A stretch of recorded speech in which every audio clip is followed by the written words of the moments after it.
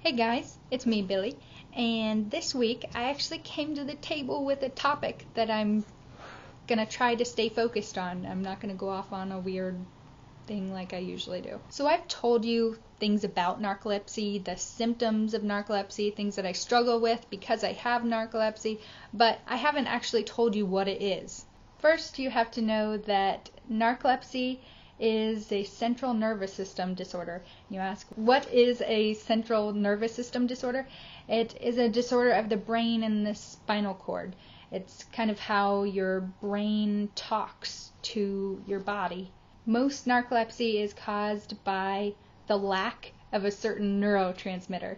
And a neurotransmitter is the way the brain talks to the rest of your body. It is a chemical produced by a neuron. So the specific one that I'm talking about is hypocretin, and I hope I'm saying that right. A lot of people believe that the reason why hypocretin is missing from people with narcolepsy's brains is because it's an autoimmune disorder, like our body was fighting off the hypocretin, or that there was brain damage that could cause it.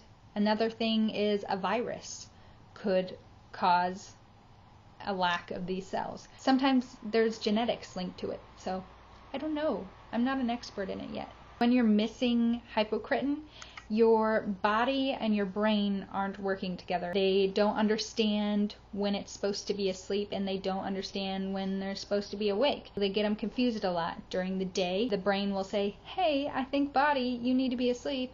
And then at night, when you're sleeping, the brain's saying, hey, I think you need to be awake. So it's really frustrating.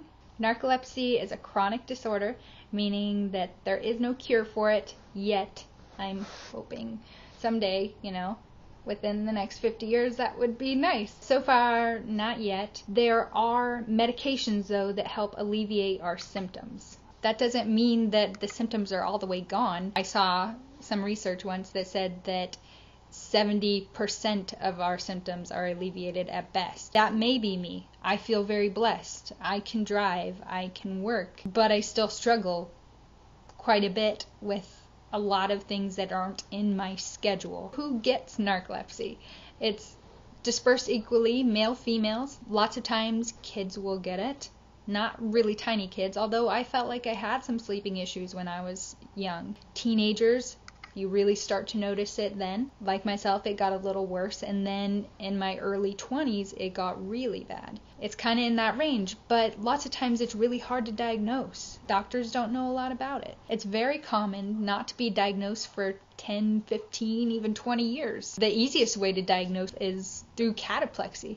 If you're noticing that you have a weakness of your muscles. And there are a million different types of cataplexy. Everyone has their own. They're all different. Unless you have the collapse one, like a lot of people have. Mine affects my hands and my arms mainly, but I notice it affecting my legs sometimes, or even my neck. That brings me to the topic of Xyrem.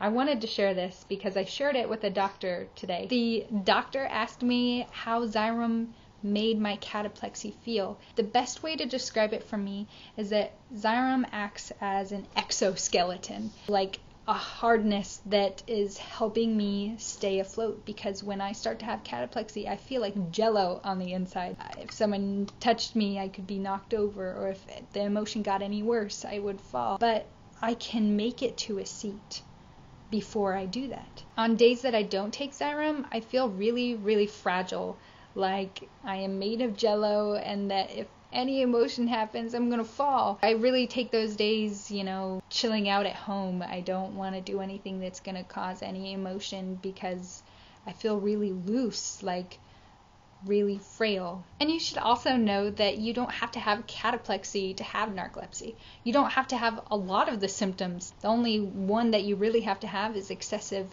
daytime sleepiness. They have to prove that it's narcolepsy, though. What they do is they have you do a nighttime sleep study, which is a polysonogram. The next day, you do an MSLT, a multiple sleep latency test, and that's a daytime test that they have you take naps every couple hours. They only give you 20 minutes to nap.